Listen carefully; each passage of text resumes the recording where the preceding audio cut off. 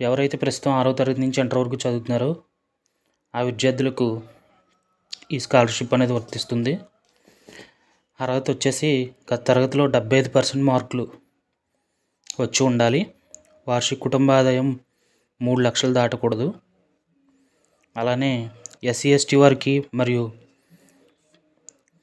ఫీమేల్స్కి ఎక్కువ అవకాశం ఉంటుంది. ఎంపికైన ప్రతి విద్యార్థికి 15,000 రూపాయల స్కాలర్షిప్ లభిస్తుంది.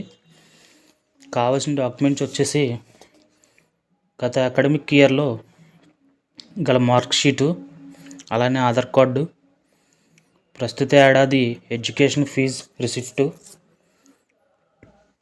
అలానే ప్రస్తుత అడ్మిషన్ ప్రూఫ్, బ్యాంక్ అకౌంట్ వివరాలు. ఒకవేళ బ్యాంక్ అకౌంట్ తల్లిదండ్రికి కలిగి ఉన్నా సరిపోతుంది. అలానే ఆదాయ ధృవీకరణ పత్రం, అలానే పాస్పోర్ట్ సైజ్ ఫోటో ఒకటి అవసరం ఉంటుంది. ఇది అప్లై చేసుకోవడానికి చివరి తేదీ వచ్చేసి అక్టోబర్ 1వ తారీఖు.